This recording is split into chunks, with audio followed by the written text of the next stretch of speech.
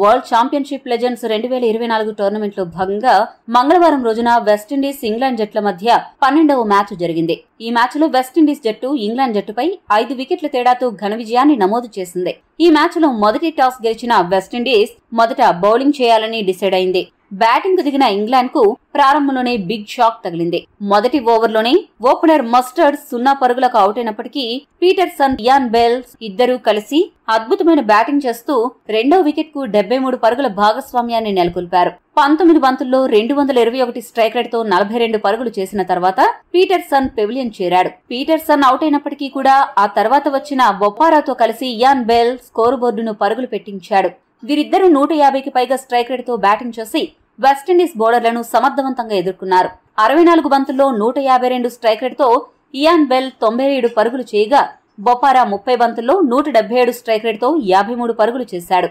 ఇలా England top batsmen అందరూ అద్భుతంగా ఆడడంతో ఇంగ్లాండ్ జట్టు 20 ఓవర్లకు గాను 5 వికెట్లు నష్టపోయి 209 స్కోరు చేయగలిగింది.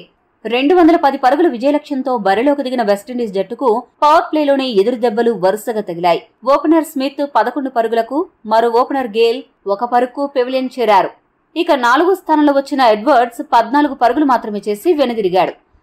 వచ్చిన బ్యాట్స్మెన్ వచ్చినట్లు అవుట్ అవుతున్న 3వ స్థానంలో వచ్చిన చాడ్ విక్ వాల్టన్ మాత్రం తన బ్యాట్ తో సునామీ హిట్టింగ్ చేసి పెను విధ్వంసం సృష్టించాడు. 42 బంతుల్లో 202 స్ట్రైక్ రేట్ తో 5 సిక్సర్లు, 9 బౌండరీల సాయంతో 85 పరుగులు చేశాడు. వాల్టన్ ఈ రేంజ్ లో రెచ్చిపోవడంతో ఛేదించాల్సిన లక్ష్యం కాస్త మంచులాగా కరుగుతూ వచ్చింది. కానీ వాల్టన్ కీలక సమయంలో అవుట్ అవ్వడంతో ఒక్కసారిగా మ్యాచ్ లో కొద్దిగా టెన్షన్ పెరిగింది. ఇటువంటి పరిస్థితుల్లో West Indies middle order batsmen Mohammad 24 బంతుల్లో 32 పరుగులు, మరో బ్యాట్స్మెన్ నర్స్ 25 బంతుల్లో 47 పరుగులు, డారెన్ సామి 1 బంతికి 6 పరుగులు చేయడంతో వెస్టిండీస్ ఈ మ్యాచ్ లో మరో 3 బంతులు మిగిలి ఉండగానే 5 వికెట్ల తేడాతో లక్ష్యాన్ని ఛేదించింది. ఇక పాయింట్స్ టేబుల్ విషయానికొస్తే ఇంగ్లాండ్ జట్టు ఇప్పటి వరకు 5 మ్యాచ్లు ఆడగా కేవలం 1 దాంట్లోనే విజయం సాధించి 4గింటిలో ఓటమి పాలైంది. ఈ రోజు మ్యాచ్ లో ఓడిపోవడంతో ఇంగ్లాండ్ సంపూర్ణంగా టోర్నమెంట్ నుండి వైదొలిగింది. అదే సమయంలో వెస్టిండీస్ జట్టు ఆడిన 4 మ్యాచ్లకు గాను 2 విజయం సాధించి 4 పాయింట్స్ తో మెరుగైన నెట్ రన్ రేట్ తో 3వ స్థానంలో ఉంది. ఈ రోజు గనక ఇంగ్లాండ్ మ్యాచ్ గెలిచి ఉంటే సెమీస్ రేస్ టీమిండియాకు కొద్దిగా సంక్లిష్టం అయ్యేది. ఇక ఇండియా సెమీస్ కు చేరడం దాదాపు లాంఛనమని చెప్పాలి.